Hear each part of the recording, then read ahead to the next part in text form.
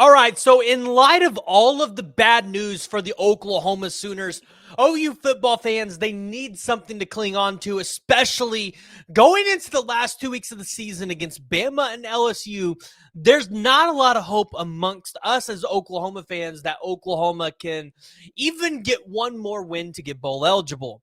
But over the past 2 games, the Oklahoma Sooners have started a little bit of a youth movement, and you kind of have to ask yourself if this is going to be good news for OU football and, what could be the next step for Oklahoma to be able to utilize some of these young guys to be able to go out there and win the games. And today I want to talk about some of the youngsters that have really showed out for Oklahoma this season, guys that you as an Oklahoma fan should be impressed with, maybe even guys that we're going to see against Alabama.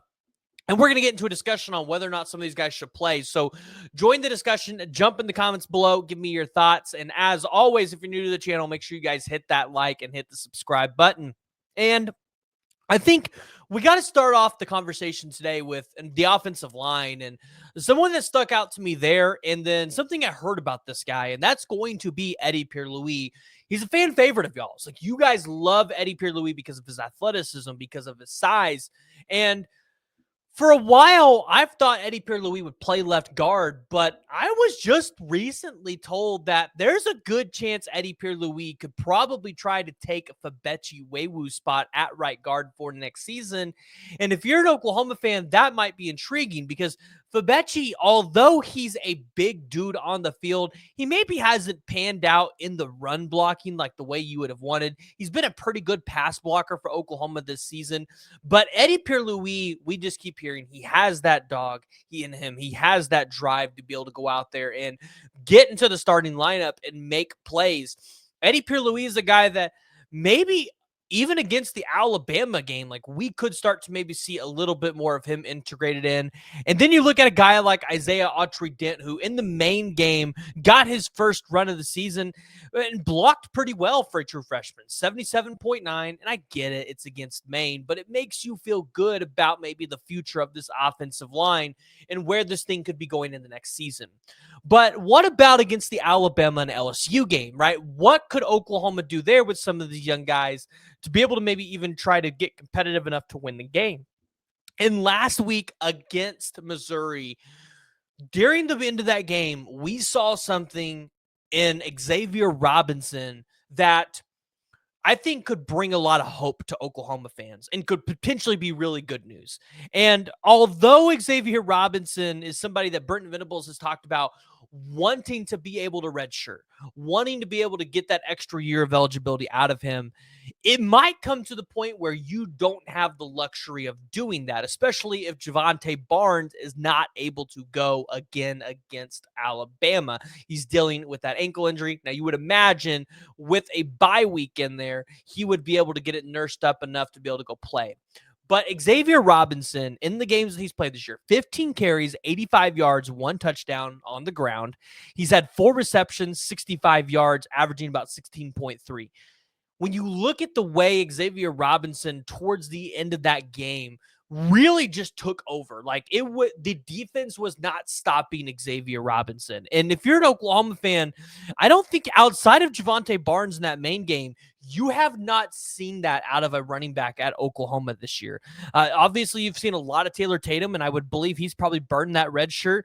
He's a guy that Oklahoma fans are excited for, right? He's got track type like speed. The only difference is you want to see Taylor Tatum maybe clean up on being able to hold the ball a little bit more. Xavier Robinson, though, has been able to surpass guys like a Sam Franklin.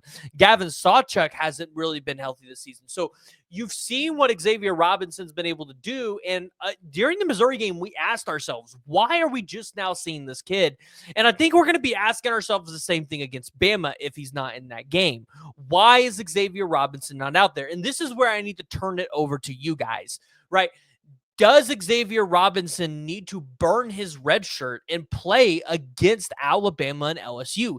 Is he that big of a playmaker that you can't leave him on the bench? Because what we saw against Missouri in crunch time for that matter, right? In the time where you needed to put up a drive the most, Xavier Robinson was able to go out there and produce.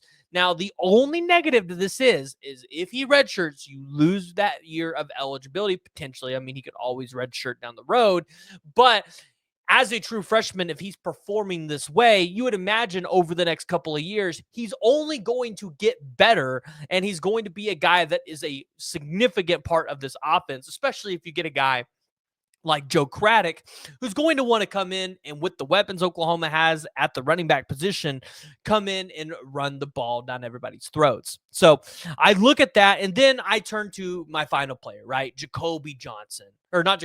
Jacob Jordan.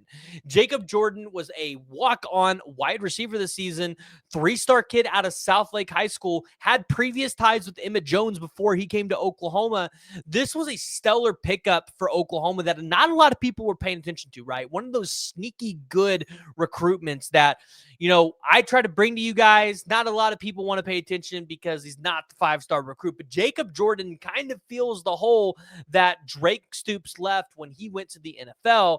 And this was a guy that when Jackson Arnold came back, we kind of saw a little bit of that scout team connection between the two, and maybe even became a little bit more of a reliable receiver for Jackson Arnold. Now, is Jackson Arnold going to play against Alabama? That remains to be seen, and honestly, probably a question for another day, because I think a lot of people at this point want to see Casey Thompson. You've heard some people say we need to put Michael Hawkins back in, but again, if you put Michael Hawkins back in there, you've seen what he's able to do. You're going to have to take the bad with the little good that you're going to get. And ultimately, although Michael Hawkins can't redshirt this year, I do feel like leaving a true freshman on the bench to continue to develop and learn from the mistakes from there, rather than going on the field and making the mistakes, losing your confidence, because an offensive line that's not very good right now could shatter a true freshman's confidence, which is kind of what's happened to Jackson Arnold, right? So I look at all of that and I say, I think it's better for the true freshman quarterback to sit, maybe even continue to roll with Jackson Arnold if Casey Thompson's not able to go. But when you look at the young talent that's on this roster for Oklahoma, you look what you've seen from the offensive line in Eddie Pierre-Louis and Isaiah Autry-Dent. You see what you've got at the running back with Taylor Tatum and Xavier Robinson, and then seeing Jacob Jordan go out there and just be a star for Oklahoma. This is an Oklahoma fan should be good news for you. This should bring you some faith and hope that even if we don't win the remaining 2 games on our schedule this year, or one of the remaining 2 games on our schedule, that Oklahoma's future is bright as long as they can get the right offensive coordinator into this room or onto the team. So Sooner Nation, I want to hear from y'all. Make sure you guys join the discussion. Jump down in the comments below. Give me your guys' thoughts on whether or not you think Oklahoma needs to burn the red shirt of Xavier Robinson. And if you guys have not already and you guys are new to the channel and you've made it this far, make sure you hit that like and hit that subscribe button.